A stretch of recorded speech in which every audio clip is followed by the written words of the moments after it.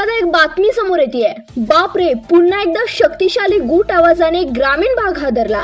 प्रशासनाने मार्गदर्शन करण्याची गरज, पहा सविस्तर।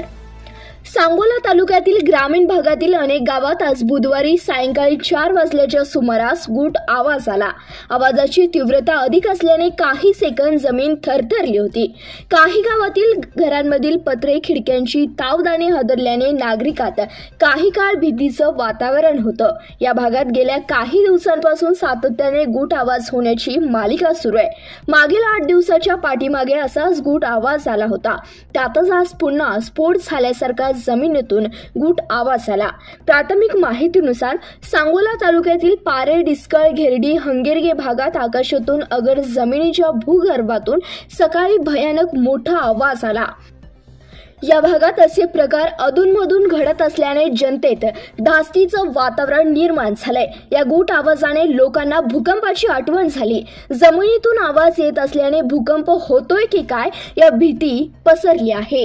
विशेषतः ग्रामीण भागात होत असलेल्या आवाजाची किंवा भूकंपाच्या हादऱ्याची कोणतीही नोंद नसल्याचं सांगितलं जात आहे। मात्र अनेक दिवसांपासून होत असलेल्या गूट आवाजाने ग्रामस्थ भयभीत झाले आहेत। आवाजाचे गूट उकलून ग्रामस्थांना मार्गदर्शन करावे अशी मागणी होत आहे। धन्यवाद। पाहत रहा CBS न्यूज मराठी।